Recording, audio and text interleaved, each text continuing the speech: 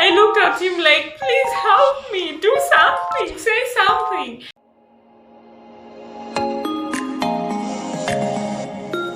Lovelies, and I call you lovely because no matter who you are, no matter where you're from, you are still lovely. Welcome or welcome back to my channel, which is all about mental health awareness and wellness. I know guys, I have been away for quite a long time. What was meant to be a 1 month break became 3 months, and the good thing is we are here and we are back. So I wanted to just quickly come here to talk about the 16 Days of Activism, which is a global campaigning against violence of women and girls, which is something that you should be involved in. So how do we do this? We are saying end violence against women and girls. So how do we do this? And I truly feel like the biggest player of this game is going to be men. If men would engage in this activism, if men would actively participate and take it upon themselves to end the violence, then we will win. We will win. So if you are asking as a man, what can I do? I thought this is something for women, or I thought it's just women talking about issues. How can I be able to do it? And the reason that I'm actually doing this is because I am part of a certain WhatsApp group that talks about mental wellness, and there was to be a webinar on GBV, and I remember one guy was like, I don't want to be there so that I cannot see my fellow men getting roasted or being called out. And I was like, this is all wrong. It is all wrong. There is much more that we can be able to do. So the first thing, of course, is I want you to think about the mind of a person who actually goes and violates a woman. Like someone who decides one day they are going to kill themselves, they are going to kill their wives, they're going to kill their children. Is this really someone that is in their right mental state? No, of course. So there are usually things that make or drive these men to do these things, and this is what we should be focusing on because it is the root cause of GBV in general. It's not the wearing of short skirts, because excuse me, did you see that video? No, it was a photo by Cooperative University saying how people should be dressed decently because short skirts make you sexually violated. I couldn't believe it. Like, really, that still the message that we are passing on? Violence does not occur because of short skirts. It does not occur because I am drunk. It does not occur because I went on a date with a man. No. It occurs because of the perpetrator, what they are going through, what is going on in their lives. So this is what we should be focusing on. The first thing as a man to do is to just focus on your behavior, focus on your thinking, focus on your feelings. How are you at this moment? Because most of these things, they are usually the ones that are deeply underlying, and then you find that you come and explode and you do all of these things. So you should get your mind right, you should get your feelings in check, you should get your behaviors in check. The other thing to do is to now call out other men.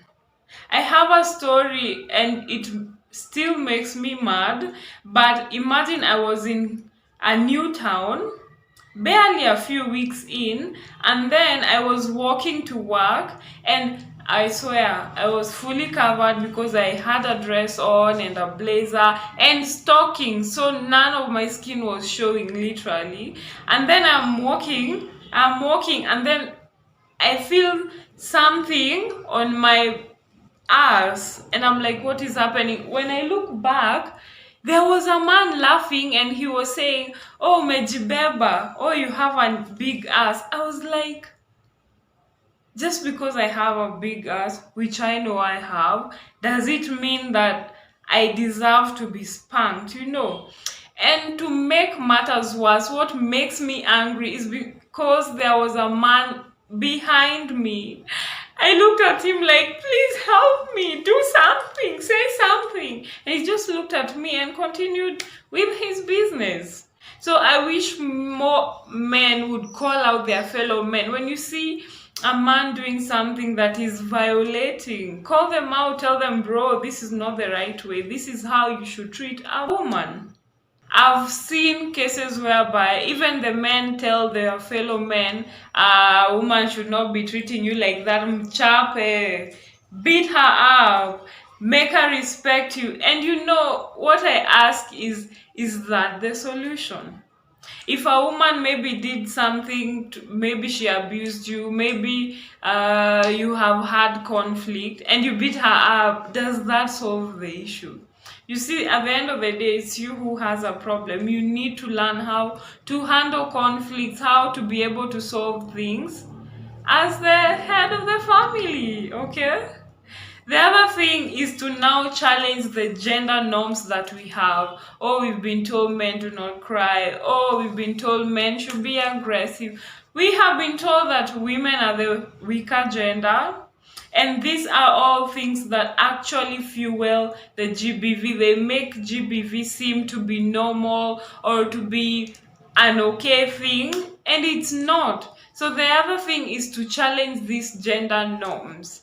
Women, if at all there's nothing else you can see us as, is that we are human. Just treat us as human beings, fellow human beings. Treat us with respect, with kindness, okay? Imagine a world where now our sons will be raised differently. Because we have seen these things stemming from our childhood. Maybe you were raised in a family where your mom was getting abused, she was doing nothing, and you feel like it's okay to do that, or that is how women are loved, or that is how women are treated. But now, because you know better, you can teach your sons better. You can teach them that it's okay for boys to cry, it's okay for boys to express themselves, their emotions. It's okay now for men to respect women. How do they do that? You model it to them. They see how you respect women. They see the men who come in the house and how they respect their women. And they'll be like, that is how women should be treated. That is how I will treat my women or the women around me. The other thing is on victim shaming. A topic we have been back and forth about, and it's still sad to see that we go on and shame the victims, asking what was she wearing, oh why did she take the money, oh why did she eat his food, oh why was she drunk, oh why did she go to the person's house. Excuse me, I'm pretty sure that I have never seen a label here saying, oh, please violate me or please abuse me. Just because we are doing these things does not warrant being abused or violated.